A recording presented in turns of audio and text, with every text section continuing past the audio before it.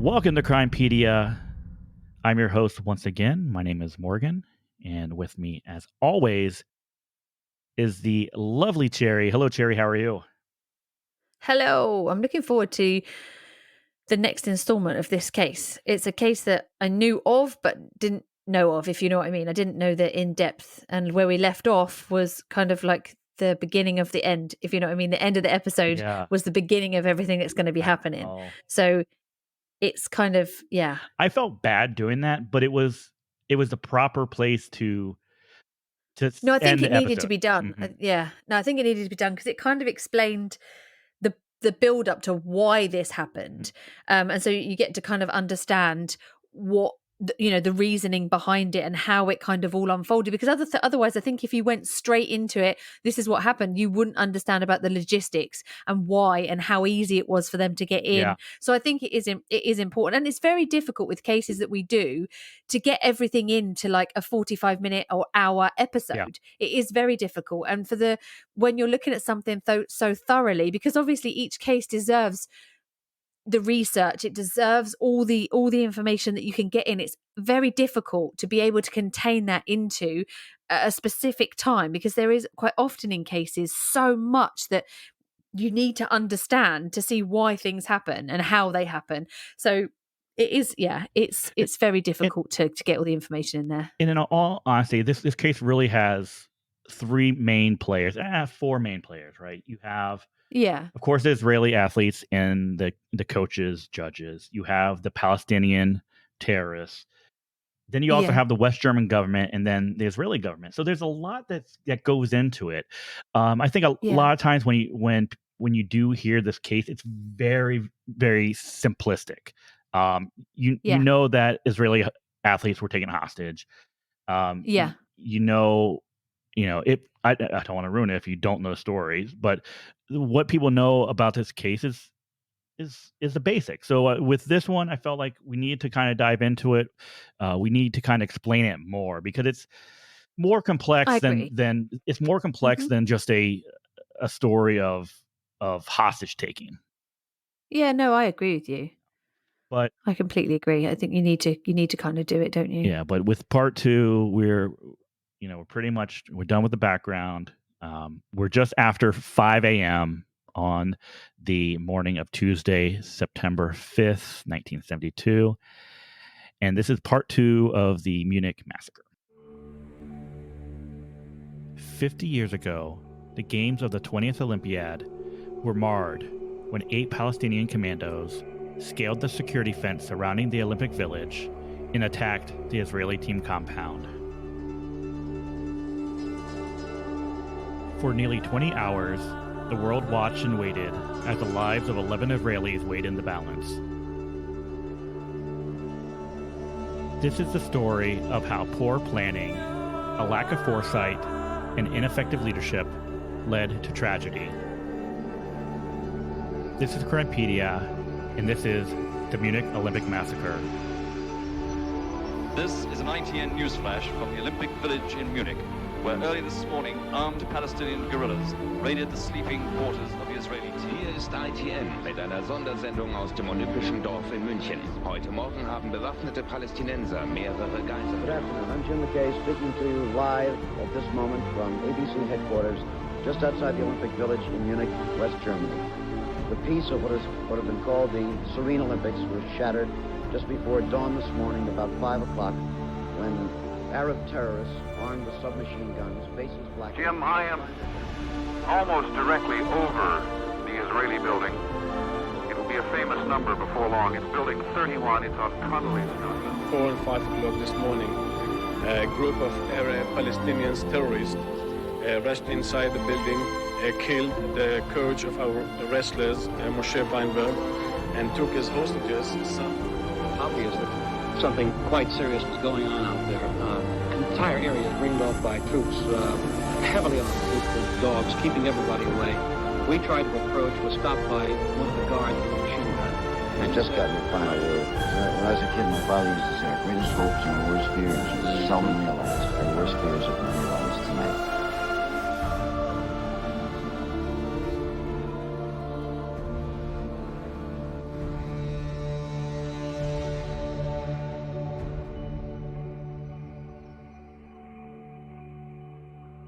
All right, Sherry.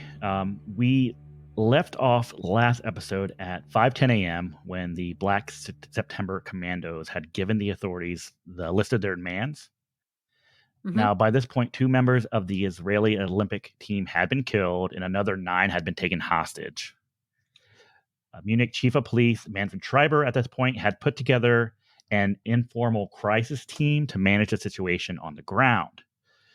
Now, Schreiber would lead the crisis team and was joined by Federal Minister of the Interior Hans-Dietrich Genscher, Bavarian Interior Minister Bruno Merck, and Walter Troger, the mayor of the Olympic Village.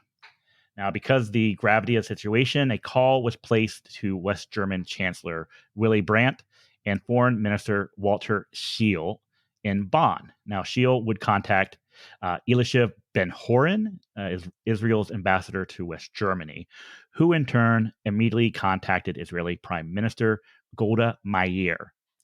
Now, because of the extreme political sensitivity of the crisis, the German officials decided to bring in Ambassador Ben-Horon into the loop. He would immediately be flown in from Bonn in order to be on the scene and to maintain contact with his government. How long did it take for him to get there? It was short flight. Oh, okay. So it was quick. Yeah, he was there quite fast. He was probably there. I mean, he was there within an hour or two. So yeah, just a quick flight. Okay. Yeah. Now at 5:25 a.m., Schreiber decided to send another police officer to Konleystrasse 31 in order to make contact with the terrorists and to find out as much as he could about their intentions. When he arrived, he was met by Isa at the front door, while a masked Fedayeen poked a gun out of the second floor window towards the police officer. Now, Isa said nothing to the policeman. He simply signaled over his shoulder to have the body of Moshe Weinberg dragged out of the door and dumped onto the sidewalk at the policeman's feet. Oh, God. Now, the news that at least one Israeli hostage had already been murdered would further alarm the Germans. Schreiber would then decide to try a different tactic. Now, at around 8 a.m., Schreiber would send Anneliese Grace, a 42-year-old policewoman from Essen, to contact the terrorists. She had volunteered to be an Ollie in order to see the games, but would now be tasked with going to the Israeli compound alone and unarmed in order to speak with the intruders and to arrange a meeting between them and the German officials. Grace possessed a mature and calming manner that Schreiber hoped would remind the terrorists of their own mothers and would place them at ease. Oh, that's why. Yes, exactly. To try and put them at ease, I see. When confronted by Isa, Grace would simply ask, "What kind of rubbish is this?" Beautiful, right? I love that so much. Yeah. Now, while Grace was unable to get much information out of Isa at that time, she was successful in getting Isa to agree to a meeting with her superiors. Now, she's actually amazing. I'm not going to talk too much about her after this, but she would actually remain on scene in the main contact between German officials and Isa for the next 14 hours or so. God, you got to have some balls to insert yourself in like that as well, and to be like, what kind of rubbish are you pulling? I know. What are you doing? Exactly. Yeah. She did an amazing job. Most of the information that we know about the events, and especially about Isa, comes from her report. Because of her, yeah. So she, over the course of the day, she does actually build a rapport with Isa and the other terrorists to the point where they were smoking cigarettes together. At one point, they were sharing bananas and just chit-chatting. Wow, okay. So she did an amazing job, just kind of putting them at ease and stuff, which I suppose was the point, wasn't it? Yeah, I suppose because at this point, everyone is extremely tense. Any in these situations, like hostage negotiations, any wrong move can send someone off. Oh yeah, definitely. So it was very important for them to have that calming, the person to calm the situation there, and that was Anneliese Grace. She did an unbelievable job. Now, shortly after, Schreiber would lead a group that included Walter Troger and A.D. Tooney, who is an Egyptian member of the IOC, who Schreiber had hoped could deal with the Palestinians Arab to Arab. When they arrived at Konleystrasse 31, the group found 2 gunmen in the second-story window with AK-47s aimed towards them. Isa appeared at the door with his hands behind his back. When asked how they could resolve the situation, Issa would calmly repeat the original demands and terms. Droger would offer Issa an unlimited sum of money and safe passage out of West Germany if they would immediately release the hostages, to which Issa stated, "This is not about money." I mean, that's the thing, though. There's people like this that carrying out stuff like this, do they actually really think they're going to get away with it? Because in hostage situations, 9 times out of 10, they end up either killing the hostages or they end up dead themselves. Exactly. Or both. I mean, very rarely do they get away scot-free. The hostages get released, they get what they want. In situations like this, if you look through history of these things happening, very rarely do the people taking these guys hostage get what they want. Exactly. So I don't understand why they don't think about that before they do it. I think they thought they had a legitimate chance of getting what they wanted. They must have done. Yeah, they must have done. Yeah, absolutely. So I mean, at this point, they're in the position of power. The only problem, and this is what we're going to learn here shortly, the only problem is, in addition to West German officials, you need to have the Israeli agree as well, right? Because one of their demands are, you got to release these 236 political prisoners, which 234 of them are currently in Israeli jails. Yeah. So West Germans are kind of handcuffed. You honestly think, So it's like, you had to have known that. I mean, this is going to be what you want is going to be something extremely difficult to get. Yeah, exactly. And the chances of you actually getting what you want is going to be very slim. I would have thought. No. I would have thought it was going to be quite slim, to be honest. But it's quite a high demand. It's not like you're just asking for, like, to release 4 hostages or 4 people from a jail. I mean, it's a lot of people. So I don't know how. I guess they're kind of set in their ways to do this, but when you realistically look at it, what are the chances of you actually getting what you want? Not really. Very slim. Very, very slim. It's not really achievable, is it, to be honest? But it's easy looking back and saying that. I'm not in their mindset. I'm thinking rationally. So, it's crazy. Now, Schreiber had briefly considered grabbing Issa and holding him counter hostage, but it must have been obvious that he had thoughts of trying to grab him, because before he could act, Issa brought his hands in front of him to show the group that he was holding a grenade with his finger on the pin. I thought you were going to say grenade. Yeah. Yeesh. So at that point, Issa said, "If you touch me, I will pull this grenade and I'm going to pull kill us all." Yeah. Oh. Now, the only concession that Schreiber was able to get from Issa was to extend the deadline on the hostage execution until noon. So it was moved from 9 a.m. Now it's noon. Wow. While Schreiber was attempting to negotiate on scene, the federal government and Bonn were working with the Israeli government to find out how they intended to respond to the terrorist ultimatum.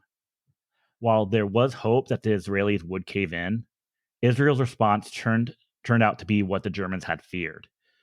Golda Meir gave a resolute no to any release of prisoners. Explaining her position at an emergency meeting, she would state, "If we should give in, then no Israeli anywhere in the world can feel that his life is safe," which is absolutely true, right? Yeah, I see. Yeah. If you say, okay, we're going to go ahead and we're going to release 236 prisoners, and you're going to release our Israelis, then it's going to just continue happening. Yeah.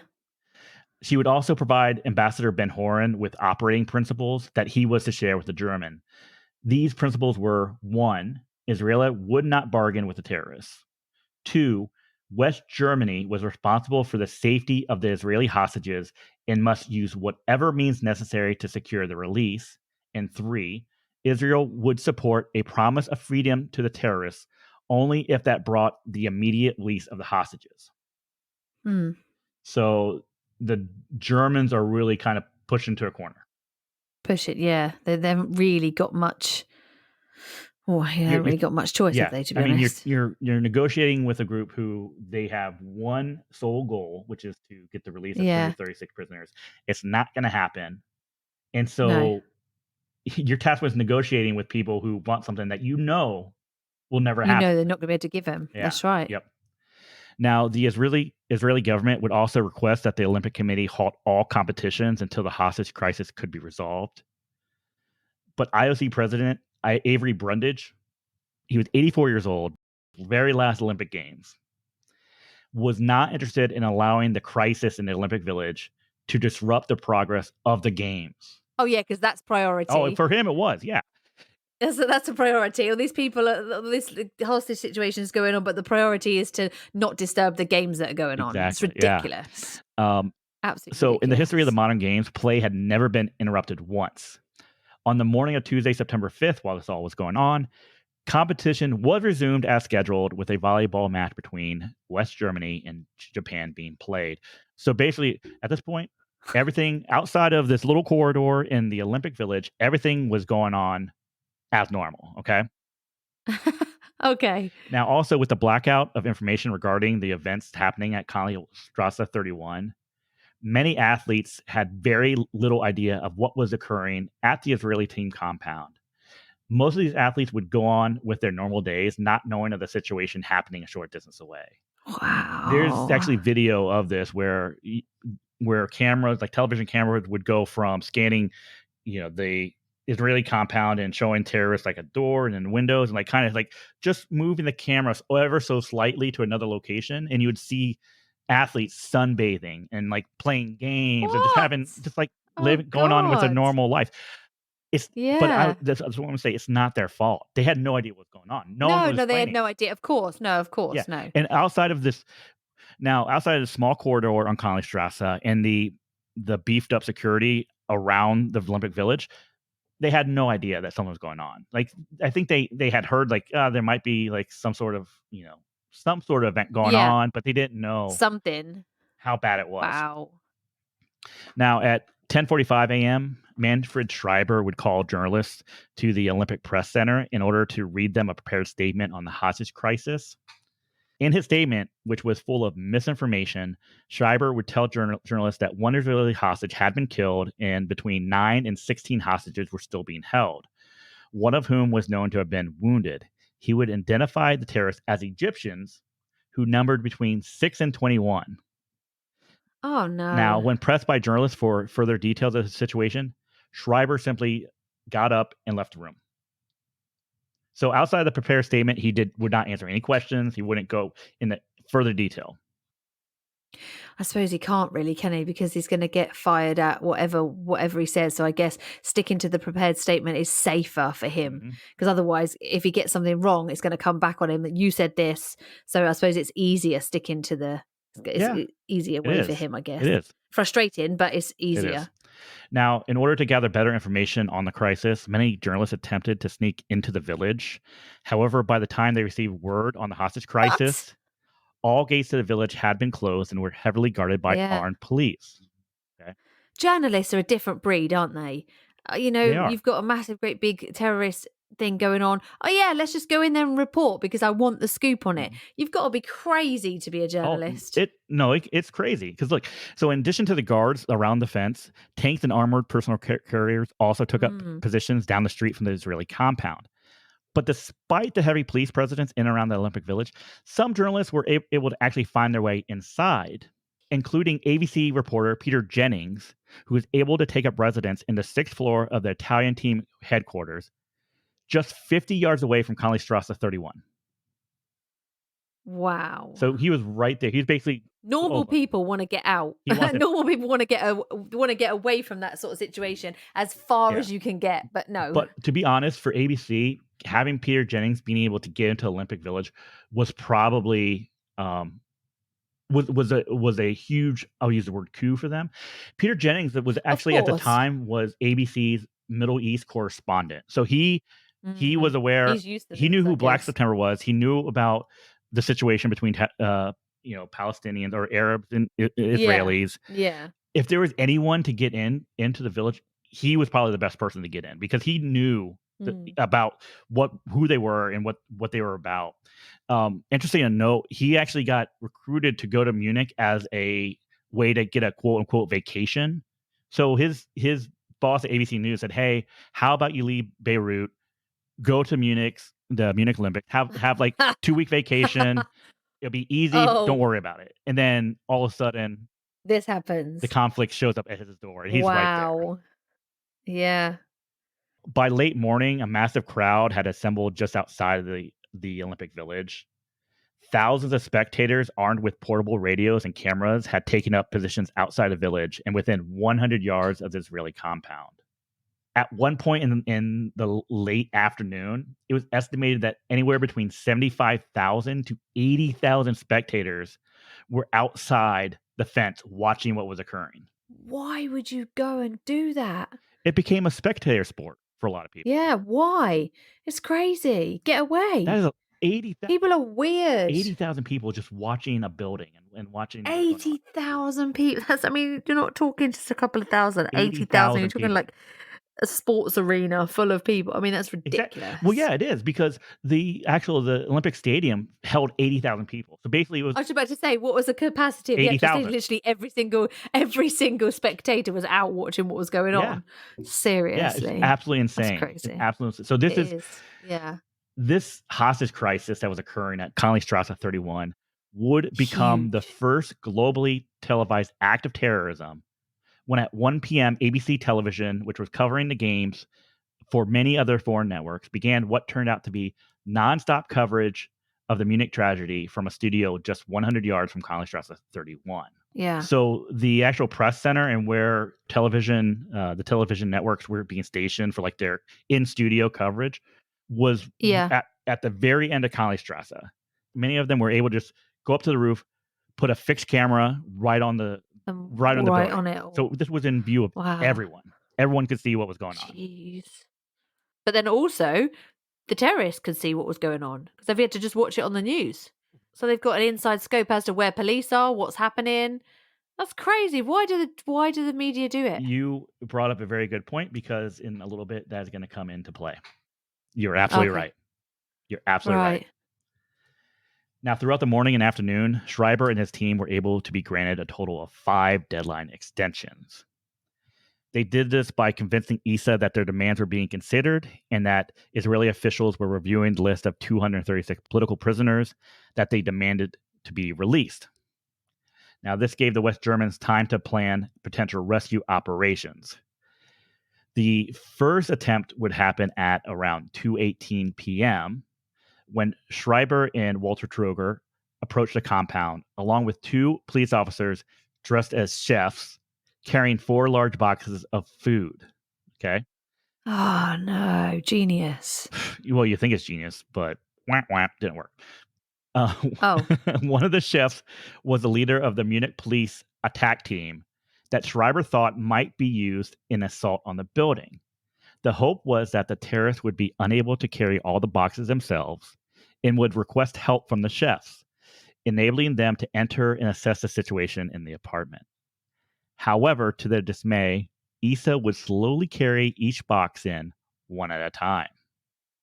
Oh, okay. Nice try. It was.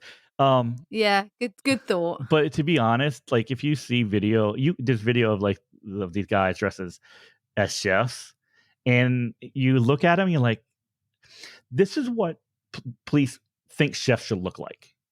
So like the Swedish chef from like the Muppets, where you get has a big old chef's hat, so they're wearing that, they're wearing the white jackets and stuff, and like, no, come on, I mean, don't dress them up as chefs. You can just dress them up like normal, like, hey, these guys are chefs. Yeah. Here's the other problem. Yeah. You remember Tony?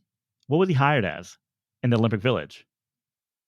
Oh no, he was hired as a cook, wasn't he? He was a chef. Yeah. Oh no. So he's probably idiot. Like, no, I don't know those guys.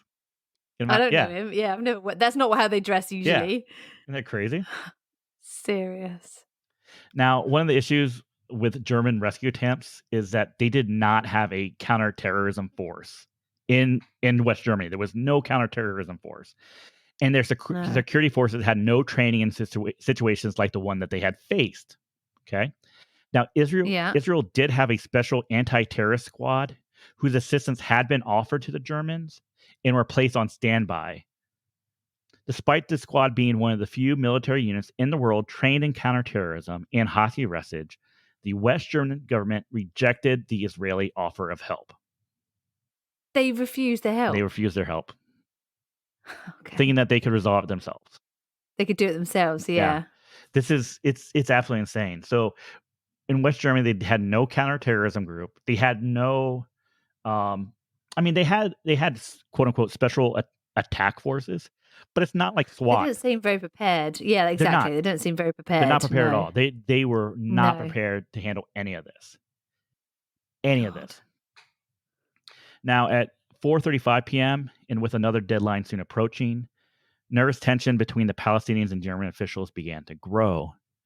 German negotiators were desperate to receive another extension to the deadline. But by this time, Issa had grown tired of German tactics and now believed that they were being lied to. Okay.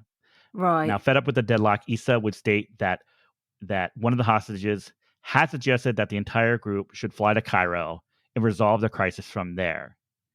Issa would demand 2 planes and said they should be ready to fly within an hour. Issa would further state that if Israel did not release its prisoners and fly them to Egypt to meet Black September at the airport, all the hostages would be killed. Ooh. Now, German officials would warn Issa that it would be difficult to find 2 planes with volunteer pilots in the time frame demanded. Issa would concede and settle for a single plane that the Germans agreed would be made ready for him by 7 p.m. German officials told Issa that they would only agree to his plan if they could see and speak to the hostages. Issa would agree and signal to the second floor. A few moments later, Israeli fencing coach Andrei Spitzer was pushed to the second floor window. Behind him stood Kihat Shor. A short conversation between Spitzer and the German officials would take place. But when asked about the situation and the health of the Israelis, Spitzer would respond that everyone was okay except for one. But before he could say more, a terrorist would hit Spitzer in the back of his head with the butt of the rifle to quiet him. When he was allowed to speak again, he would simply state, all hostages who survived the dawn attack are alive and in fair condition. Unsatisfied with their brief conversation with Spitzer, German officials demanded that Issa give them access to the hostages so they could speak to them properly. Only then would they allow the terrorists and hostages to leave West Germany. With few options, Issa would agree to allow Hans Dietrich Genscher and Walter Troger into the apartment. At 5:05 p.m., the 2 men would be escorted up to the second floor, where 2 armed terrorists guarded a bedroom door. Upon opening the door, Genscher and Troger were greeted to a scene of carnage. In the middle of the floor lay the body of Josef Romano. He had been shot in the groin, creating a gruesome injury. Josef Gutfreund was bound to a chair, and the 8 remaining hostages were lined up on beds on either side, their arms bound. Bullet holes marked the walls, and blood soaked the floor. Genscher and Troger would ask the Israelis if they were prepared to be flown out of the country, subject to guarantees of their safety. They would all agree. The 2 men would then be hurriedly forced out of the building. The room was just horrific. I mean, you had the blood, you had a body in the middle of the floor. It was strewn with trash. Basically, and quite hectic, I would imagine. Quite a tense, hectic situation. It must have been really scary. Yeah. The Israelis were forced, if they had to use the bathroom, they just had to use where they were. They weren't allowed to get up and go use the bathroom by themselves. It was just utterly just disgusting, the situation that was in there. Mm. Now, German officials would return to their crisis center in order to determine what to do next. Now, in addition to getting an accurate idea of the hostages' mental state, Schreiber also wanted Genscher and Troger to gather reliable information as to the situation in the building. The 2 men were to note how many hostages there were and who was guarding them, to establish how many Fedayeen were inside, what the overall condition of the apartment was, and whether there would be favorable opportunity for attack inside the building. Of this, the most important fact to establish was the number of terrorists. Establishing a precise number was crucial if an assault was to be launched against the terrorists inside or outside the building. Genscher and Troger would tell Schreiber that they had observed only 4 or 5 terrorists inside the building. The crisis team would take this information as a definitive statement, and the police later relied on it when preparing to rescue the hostages. Okay, so let's just remember this. They said they saw 4 or 5. Okay. Although guarantees of safe passage had been given to Issa, German officials had no intention of allowing the terrorists to leave the country with their hostages. This was something that the Israeli government had strictly forbidden. By this point, it had already been decided that the terrorists would either be brought to prison or killed before they could leave the country. Even before Spitzer had been brought to the second floor window, the Germans had already began planning the first serious attempt to rescue the Israeli using force. At 4:50 p.m., dozens of German police officers had put on sport tracksuits and crept onto roofs overlooking Königstrasse in preparation for a possible assault. After news of what Genscher and Troger had learned while inside the apartment, a group of 13 Munich police officers were briefed on the layout of the ventilation shafts and told to sneak in through the shafts and kill or capture the terrorists. That doesn't sound like a good idea to me. It was a terrible idea. It doesn't sound like a very good idea at all. So last episode, you remember I kind of talked about the setup of where apartment one was, where apartment 1 was on floors 1 and 2. 2, yeah. And then apartment 2 was up on the 3rd floor, which was was the athletes from Hong Kong. Okay. Hong Kong. Okay. Now the hostages were being held on floor 2, which means that they would have to go through the ventilation shafts, either come out on the 3rd floor and go down and then steps, go down, or they would have to go down the ventilation shafts 2 floors and pop in through into the bedroom there. Horrible idea. It's a bad idea. Really bad idea. Really bad idea. The only other thing that made this a really bad idea was the only criteria for selection of this entry team was simply if they had ever shot a gun before. Oh dear. They said, "Hey, have you shot a gun?" Yes. Okay, you can be on the team. Really? Yeah. Yes. That's unbelievable. Yes. Members of this group were made up of officers from the Munich Special Search Group who were used mostly to fight organized crime. So they had no training in this. They've never been involved in hostage situations. They don't have any counterterrorism experience. So they are just... It's ridiculous. You might as well just send civilians in. Yeah, pretty much. Yeah. Yeah. It's crazy. They were equipped with training suits, armored vests, machine guns, and service revolvers. The men would climb onto the roofs adjoining and above Königstrasse 31.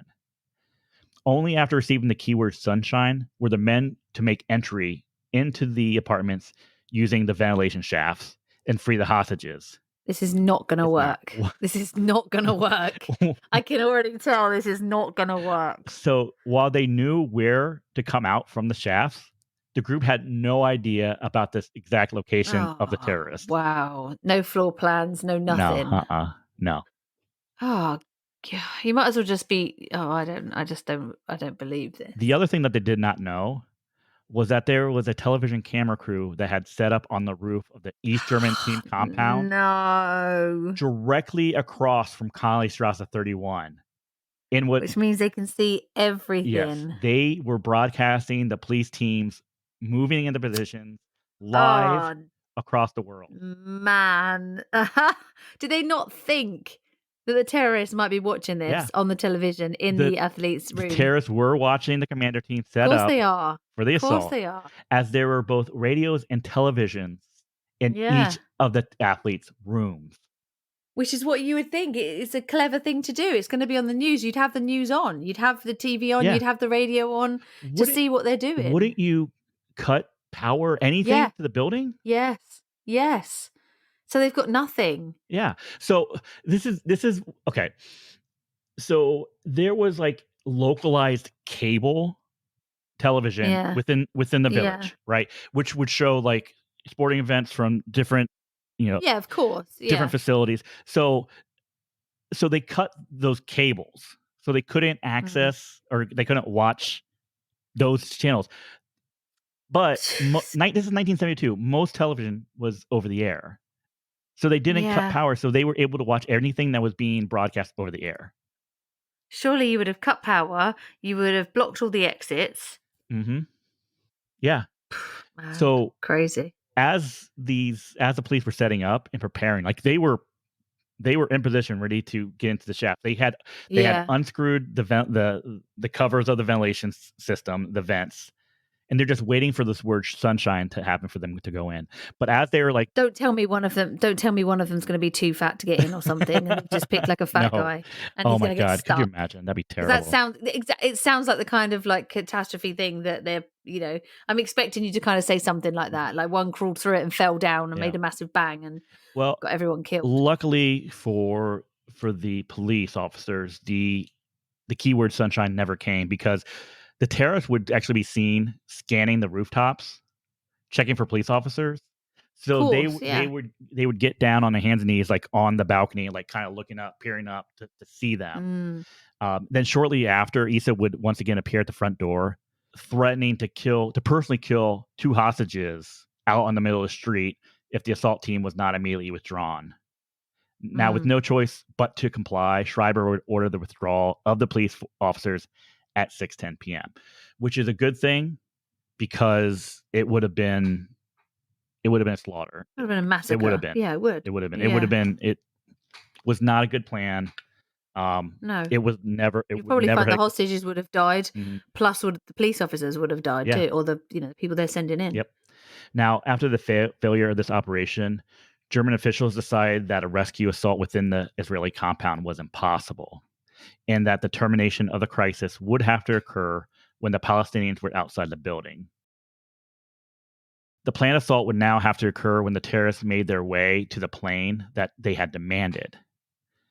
At first, the crisis committee decided to transfer the terrorists and hostages to the main Munich airport at Riem, where a rescue assault would occur as the group approached the planes.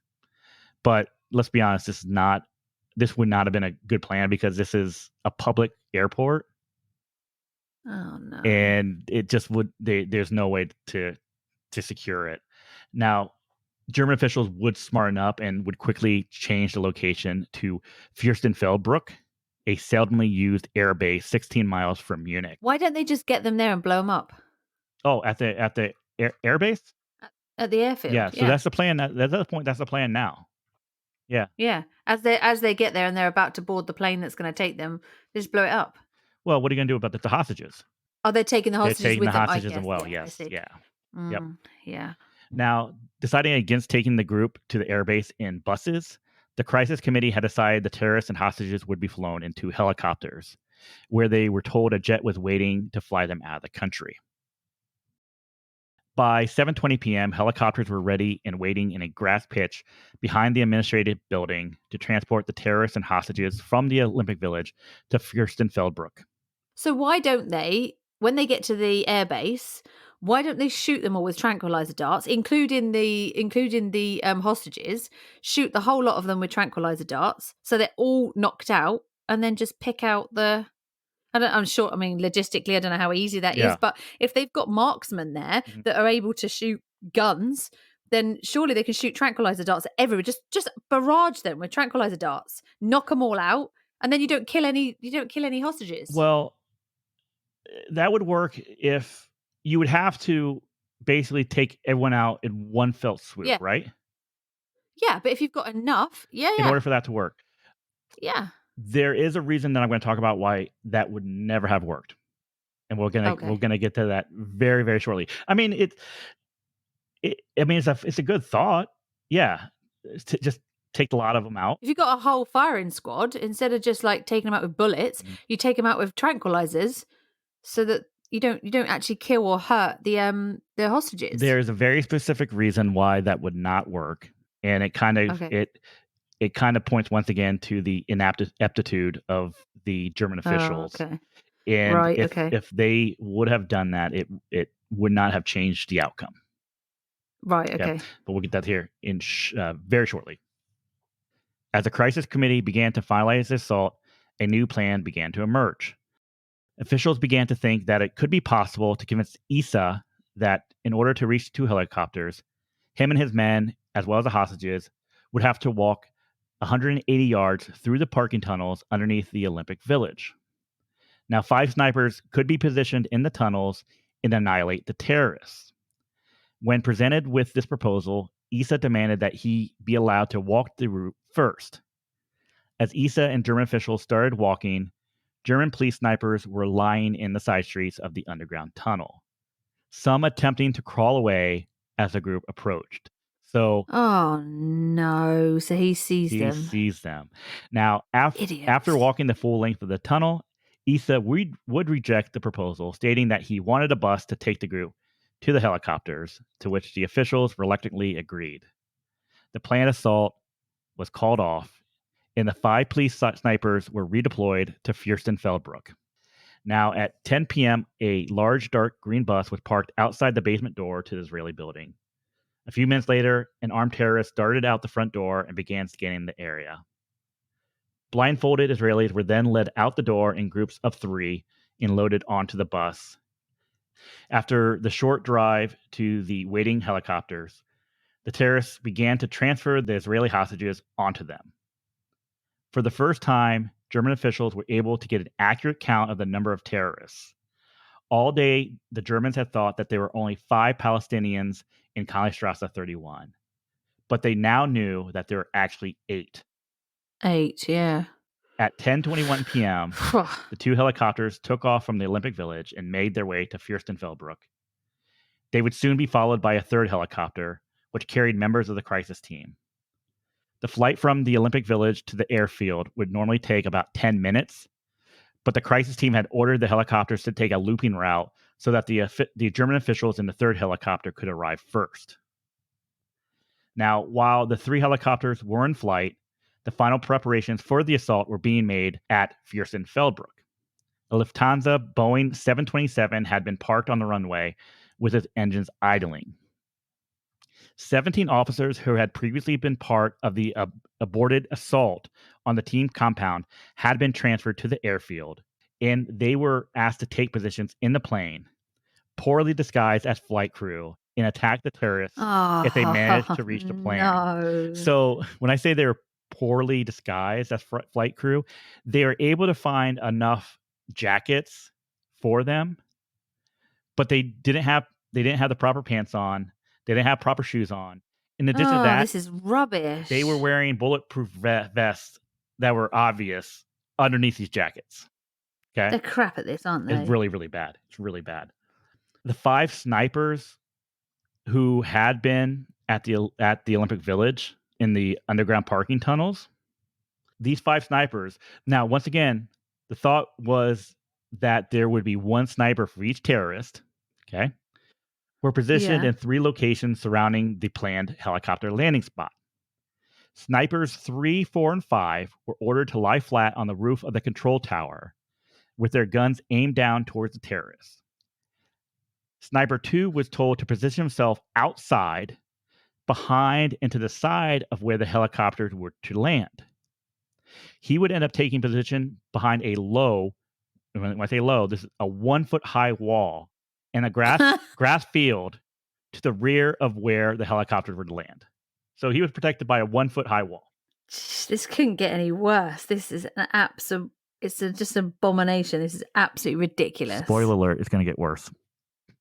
Okay. Oh, God. Now, Sniper 1, along with another policeman armed with a submachine gun, was told to hide behind a truck parked between the plane and Sniper 2.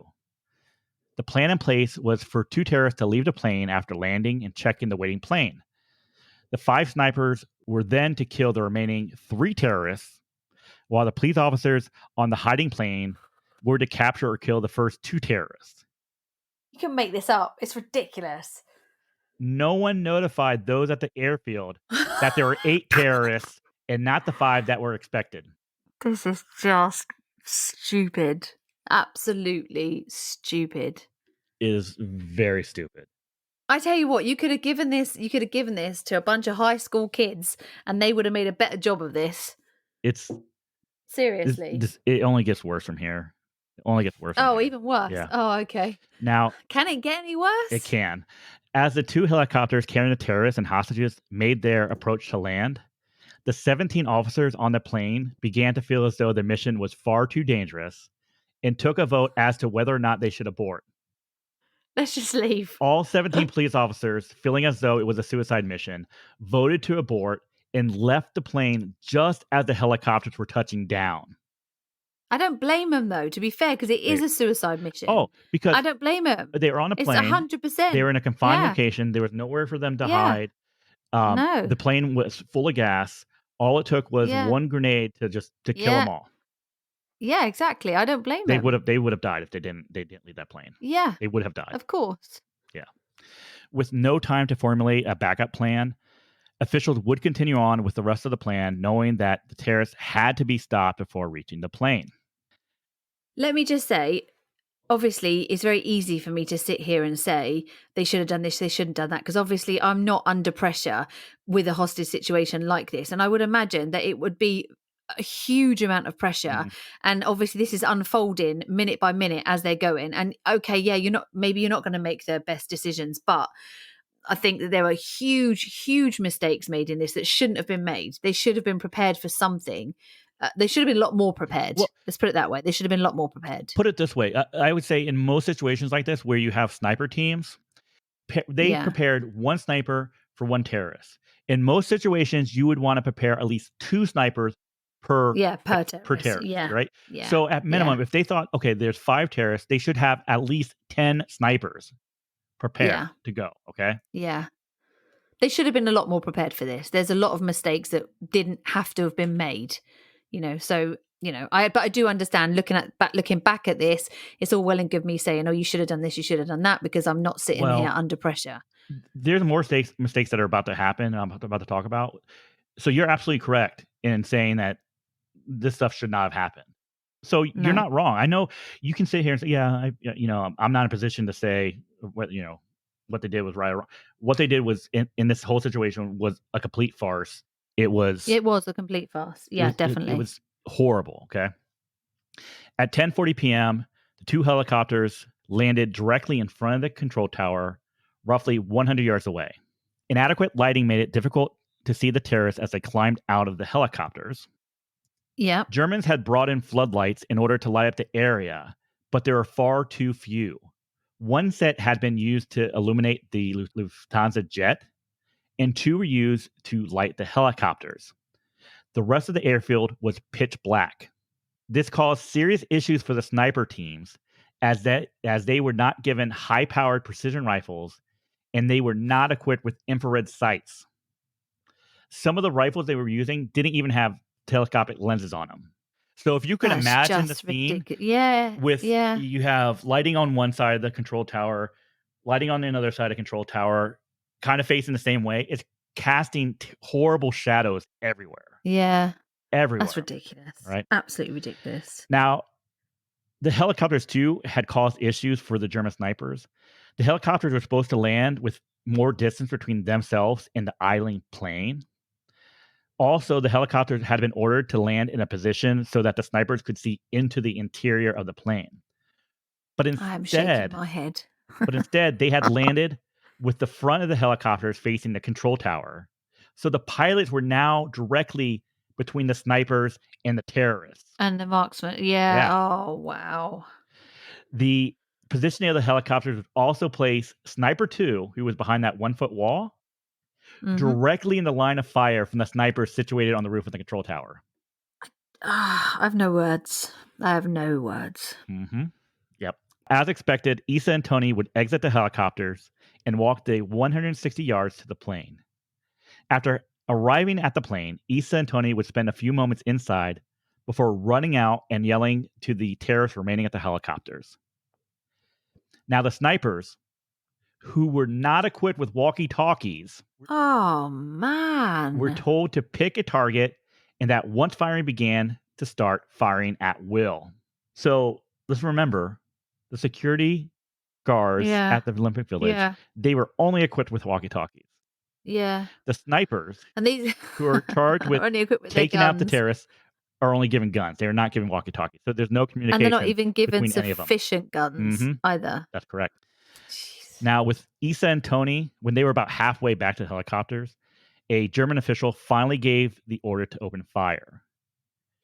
2 terrorists who had been guarding the helicopter pilots, Ahmed Sheikh and Afif Ahmed, were hit by 2 shots by snipers. The pilots would immediately run for cover. The Palestinians stationed with the hostages dove for cover under the darkness of the helicopters, immediately started returning fire in the direction of the control tower. A Munich police officer stationed on the first floor of the control tower, Anton Fliegerbauer, was hit in the head from a terrorist shot and was killed instantly. A 3rd sniper on the control tower took aim at the 2 leaders running across the tarmac. The first shot managed to briefly down Issa, but he would manage to pick himself up and reach the safety of the helicopter. A second shot would hit Tony in the leg, collapsing him to the ground. Being unable to see their targets, the German snipers were left only to fire anything that moved in front of the control tower, including into the helicopters themselves. Oh, no. At 10:50 p.m., with the situation being complete chaos, a senior official at the airfield decided that armor support was needed. However, the armored vehicles that were still stationed at the Olympic Village, no one had thought to order them to the airfield before the arrival of the helicopters. Wow. So they we need armor support. They're still 16 miles away, just stationed at the village.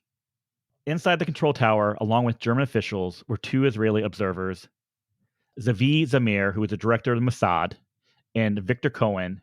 He was an agent of the General Security Services. Were absolutely horrified at what they were witnessing.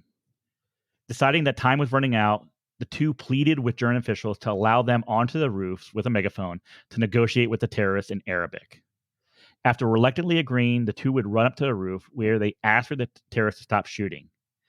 Immediately, the terrorists would open fire on the building, sending the two men ducking for cover. So other than the snipers who were stationed there, the other police officers at Fürstenfeldbruck were explicitly told not to open fire unless they were personally threatened. So there were hundreds of German police officers standing around watching what's going on, but they were told not to open fire unless they were being threatened by the terrorists. Unless they were... Oh, wow. Yes. After only a few minutes of heavy fighting, the situation would turn into a standoff between the terrorists and the German snipers that would last for more than an hour. Now, snipers would occasionally take pot shots at the terrorists, and then the terrorists would respond by raking the building with bullets. At 11:34 p.m., a special assault group comprising of heavily armed police officers had arrived on the scene. However, the helicopter that brought them... I knew there was going to be a however. I know. The helicopter that brought them landed on the western side of the airfield, more than a mile away from the gun battle. By the time they reached the control tower, there was very little for them to do, and they were told simply to protect the senior officers and politicians in the building. Oh, of course they were. Make sure the politicians are safe. Exactly, right?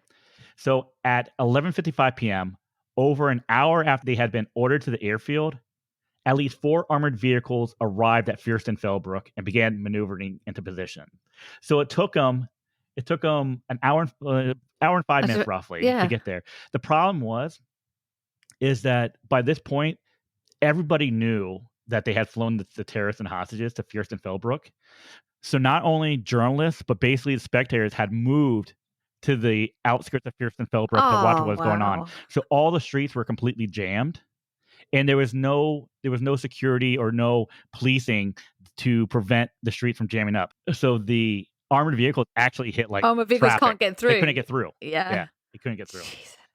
Now, as the armored vehicles moved closer to the helicopters, the terrorists decided to take one final action. Inside the easternmost helicopter, a terrorist began firing point blank at the 4 hostages inside. Yakov Springer, Eliezer Halfin, Zayev Friedman were killed instantly. David Berger somehow managed to only be shot in the leg. The terrorist would then leap out of the helicopter, pull a pin from one of his grenades, and toss it back inside. At the same time, Issa would emerge from the shadows cast by the other helicopter and open fire once again towards the control tower. Within seconds, the snipers on the roof of the control tower returned fire towards Issa and a second terrorist, killing them both almost simultaneously. As the terrorist fell to the tarmac, a huge explosion came from the eastern helicopter. The grenade had ignited the fuel tank, leaving the helicopter and the Israeli hostages inside to burn. Adnan Al-Ghashi would then slip from underneath the western helicopter and machine gun the 5 remaining Israelis, killing Yusuf Gutfreund, Kihat Shor, Mark Slavin, Andrei Spitzer, and Amitzer Shapira. With the Israeli hostages killed, the remaining terrorists attempted to escape. Khalid Jawad would run away from the control tower directly towards Sniper 2. When he was within 5 yards, Sniper 2 would open fire with 7 shots, hitting the terrorists 4 times. These would be the only shots fired by Sniper 2. In seeing the gunfire from Sniper 2, an armored vehicle opened fire on the position, believing it to be a terrorist. Sniper 2 was hit in the ass, while a pilot who had taken refuge with him was severely wounded when he was hit in the lung. In a moment of heroism, a squad of unarmed airfield firemen who had been watching the battle from the station and deciding that if the police were not going to do anything to save the hostages, they would at least try. With at least 4 terrorists hiding underneath the remaining helicopters, the firemen would race to the burning helicopter and the fire engine and immediately began spraying the helicopter with foam before they were driven back by terrorist gunfire. At 12:30 a.m., firing finally stopped. Once the police began counting corpses, they realized that 3 of the terrorists were missing. 2 of the Palestinians were found hiding in the foam surrounding the destroyed helicopter. The 3rd terrorist was captured running away from the scene. The 3 Palestinians, Jamal al-Ghashi, Adnan al-Ghashi, and Mohammed Safadi, were arrested and taken back to a room on the ground floor of the control tower. While the gun battle at Fürstenfeldbruck had ended, the rest of the world patiently awaited word of the outcome. At 11 p.m., while the firefight was still raging on the tarmac, a local pub owner named Ludwig Polak appeared at the main gate wearing an official Olympic hat, where he told the waiting press that everything was fine and the hostages had been released. Taking him at his word, the press took his statement as fact and began reporting back to their news desk with the good news. At 11:34 p.m., Reuters news agency would issue a special report that all Israeli hostages had been freed. The report was seized upon the world media and celebrations would begin. Oh, no. It wouldn't be until 1:30 a.m. when the true reports of the situation at the airfield began to come out. I bet they feel really stupid then. Exactly. Just before 5 a.m., ABC Sports broadcaster Jim McKay was tasked with delivering the worst possible news. We've just gotten the final word. You know, when I was a kid, my father used to say, our greatest hopes and our worst fears are seldom realized. Our worst fears have been realized tonight. They've now said that there were 11 hostages. 2 were killed in their rooms yesterday morning. 9 were killed at the airport tonight. They're all gone. You'd be so mad if you were those hostages' family. Yeah. You'd be so angry at the incompetence of those officials. Oh, no, it's sad because up until this point, they had only received good news and they were receiving calls of congratulations. Yeah. And even it was so bad to the point where an official Olympic spokesman had gone on the air and did a live interview, which basically confirmed that they were all alive and how the mission at the airport was a success and that, you know, all the terrorists were gone and all the hostages had been saved. So, yeah, and then to have to like go back and say, no, I'm sorry, your loved one is gone. They're dead. Yeah. Yeah. It has to be. It's horrendous. Absolutely heartbreaking. So, yeah. So in the end, you have 11 dead Israeli athletes, officials, referees, and 5 dead Palestinians. 3 of them, the 3 were arrested. Mm. Do you know how long they stayed in West German prisons? Go on, how long? 53 days. Because on October 29th, 1972, the Lufthansa flight 615 was hijacked on a flight from Beirut to Frankfurt. Okay. It was hijacked by sympathizers of Black September. On the plane, there were 17 passengers, all male, no kids, no women. They demanded that the 3 remaining Black September terrorists be released without even questioning it or without really thinking about it. Do you know what I would have done? I would have just gone and shot those terrorists. Shot the 3 of them. That's it. Well, then you've got no more demands. Sorry, they're already dead. They've killed all those other people. Go and shoot those terrorists. Or at least say that they've been shot. Yeah. You know, have it put out that they are dead. That all 3 of them are dead. They don't need to know that they're not dead. You know, you just put it out there that they're dead. They've got nothing to bargain with then. There's nothing to do because it's too late. They're already dead. Yeah. Well, that didn't happen because West German officials immediately released all three. Released them. Yeah, of And course they put them did. on a plane to Tunisia. There are allegations that this had been a setup by the West German government in order to appease the Black September terrorists and to ensure that no further terrorist activities would occur in their country. Just days before this occurred, Munich police chief Manfred Schreiber actually had communication with another official stating that plans were in place to make sure that they would be able to accelerate the deportation of the Munich attackers rather than preparing for them to be put on trial. Now, there was also wow, Abu Diaud, who is one of the organizers, one of the officials, Black September officials who set up the plan, stated also that there was a $9 million offer by Germans in order to fake a prisoner release for them. So the Germans offered $9 million to Black September to come up with a prisoner release process. So they were released. They were never arrested, never tried for their crimes. Two of them were killed. There's some dispute as to what caused their deaths. Israeli officials state that they had been killed by Mossad in planned attack. So one died in the late 70s. I think it was like 78. The other one died in the early 80s. One of them, Jamal Al-Ghashi, is presumed to be still alive and living in possibly North Africa. Wow, that's just mad. Absolutely mad. So there you have it. This is what happens at the 1972 Munich Olympics. I've got one word to sum up this whole episode. Farce. Yeah. Oh, no, absolutely. Absolute farce. The catalogue of errors in this situation is just, I mean, I'm not an official. I'm not trained in counterterrorism. I'm not trained in police procedure. But even I know, as a normal, everyday woman, the decisions made in this situation were just absolutely ridiculous. Yeah. Like, you can see that they're not going to work. Yeah. It's just, you might as well have put, like I said to you, might as well have put high school kids on this case, because I think they would have done a better job.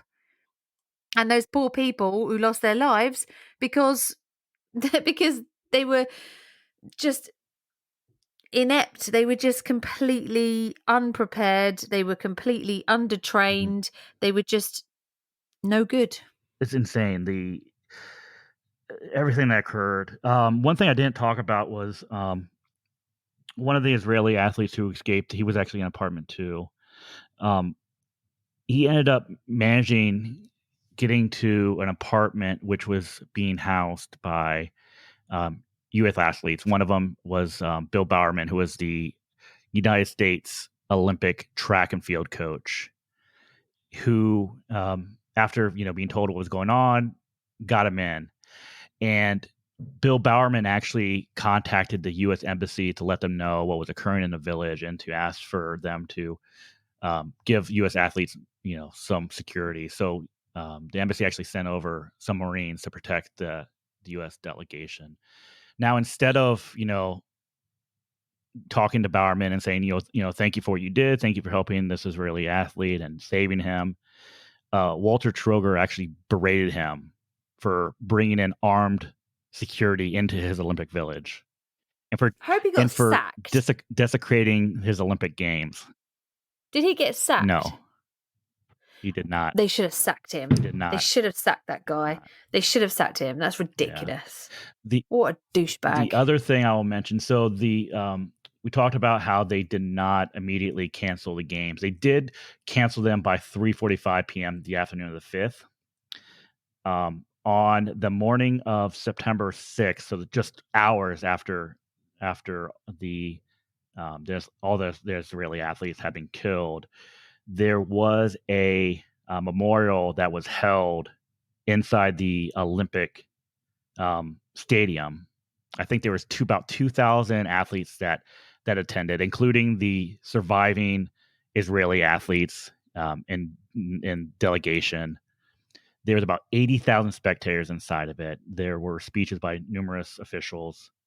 The last one being Avery Brundage, who was the International Olympic Committee president, who stated at the end that basically that the games must go on.